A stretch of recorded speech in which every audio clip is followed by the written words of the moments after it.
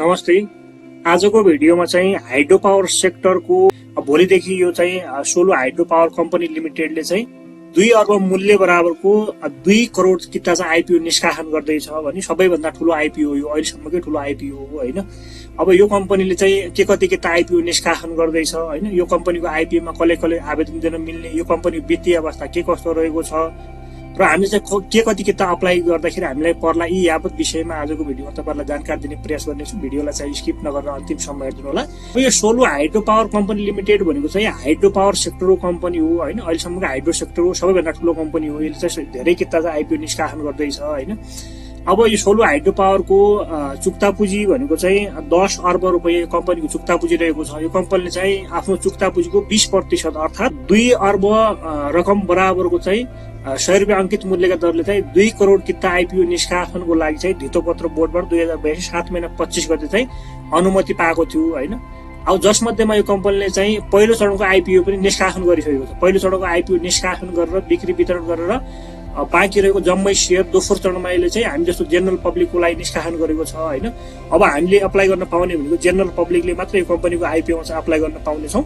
अब यसले 20% अर्थात् 2 अर्ब मूल्य बराबरको 2 करोड किता यसले निष्कासन अनुमति पायो भने जसमध्येमा चाहिँ आयोजना प्रभावित क्षेत्रका स्थानीय बासिन्दा जो चाहिँ सोलुखुम्बु जिल्लाको स्थानीय बासिन्दाहरू थिए उहाँहरूको लागि यसले चाहिँ निष्कासन गरेर पनि बिक्री वितरण गरिसकेको छ हैन। 1 करोड किता भनेको सोलुखुम्बु जिल्लाका स्थानीय बासिन्दाहरूलाई छुट्याएको थियो, जसमध्येमा चाहिँ अब सोलु दुधकुण्ड गाउँपालिका हैन, दुधकोशी गाउँपालिका यी यावत ठाउँहरूको लागि छुट्याएको थियो भने अब 1 करोड किता त यसले चाहिँ आयोजना प्रभावित क्षेत्र स्थानीय बासिन्दाहरू छुट्यायो हैन। त्यसपछि बाँकी रह्यो 1 करोड किता हैन। 1 करोड किता मध्येमा पनि 10% अर्थात् 10 लाख किता भनेको चाहिँ नेपाल सरकारको सम्बन्धित निकायबाट श्रम स्वीकृति प्राप्त गरी जो चाहिँ विदेशमा बसेर रोजगारी गरिरहेका थिए उहाँहरूको लागि कम्पनीले छुट्याएको थियो हैन। उहाँहरूले पनि लगभग म्याक्सिममले चाहिँ 20 किता पाएको छ भने लगभग 10 किता त सबैलाई परेको छ हैन। अब त्यसपछि कम्पनीले चाहिँ 5% अर्थात् 5 लाख किता भनेको त सामूहिक लगानी कोष, 3% अर्थात् 3 लाख किता भनेको त आफ्ना कर्मचारीलाई सुरक्षित गरेर बाँकी रहेको जम्मै शेयर भनेको चाहिँ 82 लाख किता भनेको चाहिँ सर्वसाधारणलाई कम्पनीले चाहिँ निष्कासन गर्दैछ हैन। अब यसले चाहिँ 82 लाख भनेको जेनरल पब्लिकको हामी जस्तो जेनरल पब्लिकको लागि यसले निष्कासन गर्दैछ। हामीले मात्र अप्लाई गर्न पाउने हो अहिलेको यो आइपिओमा हैन जेनरल पब्लिकले। अब यसले चाहिँ 82 लाख किताले निष्कासन गर्यो भने अब मागभन्दा धेरै आवेदन परेको खण्डमा गोला प्रथाबाट बाँडफाँड गर्दाखेरि चाहिँ लगभग चाहिँ 8,20,000 जना लगानीकर्तालाई कम्पनीको 10 किता आइपिओ पर्नेछ हैन।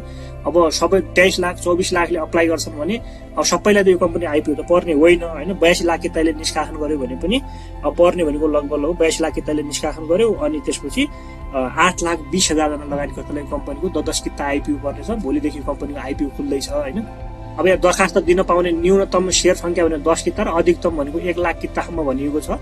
तर तपाईहरुले चाहिँ 1 लाख किता अप्लाई गर्यो भने तपाईलाई 1 लाख पर्ने त होइन हैन। अब यहाँ न्यूनतम 10 किता भन्दा कम पनि अप्लाई गर्न पाइएन। अब तपाईहरुले चाहिँ धेरै नगरे पनि 20 कितासम्म अप्लाई गर्न कोही त अब 10 किता मात्र अप्लाई गर्ने पनि हुन्छ। त्यसो गर्दाखेरि चाहिँ तपाईहरुले चाहिँ 20 कितासम्म पर्न सक्छ हैन।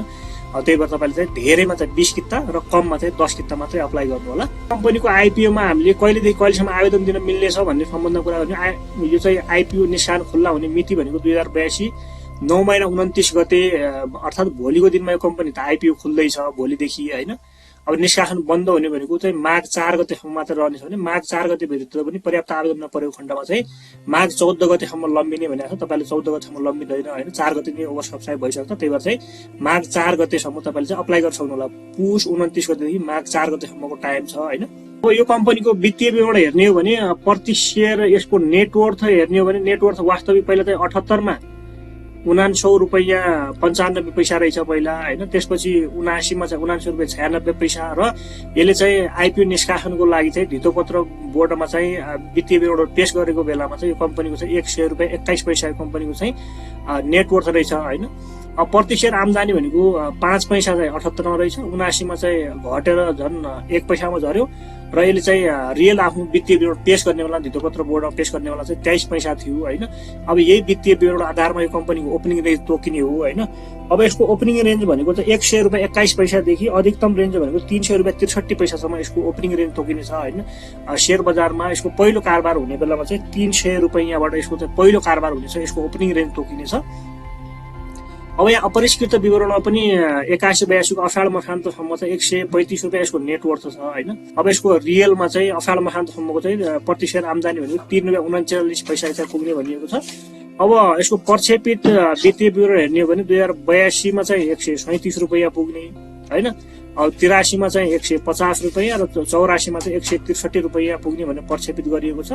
अब त्यसै गरेर प्रति शेयर आम्दानी इपिएस यो कम्पनीको 9.51 रुपियाँ पुग्ने। त्यसै गरेर चाहिँ 83 मा चाहिँ 12.31 र 84 मा चाहिँ 13 रुपियाँ पुग्ने भनेर प्रक्षेपण गरिएको छ। अब यो कम्पनीको चाहिँ जगेडा कोषमा यसले चाहिँ वित्तीय विवरण पेश गर्ने बेला यसको रियल जुन यसको 80-81 मा चाहिँ वित्तीय विवरण पेश गर्ने बेला यसको जगेडा कोषमा भनेको 1,58,00,000 रुपियाँ चाहिँ जगेडा कोषमा रहेछ होइन। अब अपरिष्कृत विवरणमा चाहिँ 2,83,00,00,000 रुपियाँ 2,83,57,59,60,000 रुपियाँ चाहिँ असाढ मसान्तसम्मको माथि हो होइन। अब प्रक्षेपितमा चाहिँ 82 मा यो कम्पनीको 3,78,00,00,000 पुग्ने भनिएको छ होइन। अब 83 मा चाहिँ 5,01,00,00,000 त्यसपछि 84 मा चाहिँ 6,32,00,00,000 पुग्ने भनेर प्रक्षेपण गरिएको छ। यो चाहिँ एकदमै राम्रो छ होइन। अब भोलि चाहिँ यो कम्पनी दोस्रो बजारमा कारोबारमा आइसके पछाडि एकदमै राम्रो यसले पर्फर्म गर्ने देखिन्छ होइन। अब सेयर सङ्ख्या त धेरै ठुलो छ त यसको। यो कम्पनीले चाहिँ आइपिओबाट कलेक्सन भएको पैसालाई कुन क्षेत्रमा गएर लगानी गर्दैछ भने यसले कर्जा भुक्तानीमा चाहिँ लगानी गर्दैछ। यो कम्पनीले चाहिँ हाइड्रो बनाउने बेलामा चाहिँ ऋण लिएको थियो होइन, त्यो ऋण तिर्ने भनिएको छ। 2 अर्बको यसले आइपिओ निष्कासन गरेको भने 2 अर्ब टोटल पैसा भनेको कम्पनीले चाहिँ कर्जा लिएको रहेछ। त्यो कर्जा तिर्नमा चाहिँ यो कम्पनीले प्रयोग गर्नेछ भने त्यसपछि आफ्नो कर्जा घटिसके पछाडि यो कम्पनीले चाहिँ विद्युत उत्पादन सुरु गरिसकेको छ होइन। त्यसपछि यसको चाहिँ ब्याजहरू घट्दै जानेछ र त्यसपछि यो कम्पनीले चाहिँ लगानीकर्ताहरूलाई प्रोफिट अर्थात् डिभिडेन्ड चाहिँ वितरण गर्नेछ होइन। यति नै थियो आजको सोलु हाइड्रो पावरको आइपिओ अपडेट। भिडियो कस्तो लाग्यो, जस्तो लाग्यो त्यस्तै प्रतिक्रिया दिनु नबिर्सनु होला। भिडियो मन परेको छ भने एक लाइक अवश्य गरिदिनु होला। च्यानलमा नयाँ हुनुहुन्छ र तपाईँले च्यानललाई अझै पनि सब्सक्राइब गर्नु भएको छैन भने च्यानललाई सब्सक्राइब र भिडियोलाई लाइक पनि गरिदिनु होला। भिडियो अन्तिमसम्म हेरिदिनु भएकोमा धेरै धेरै धन्यवाद।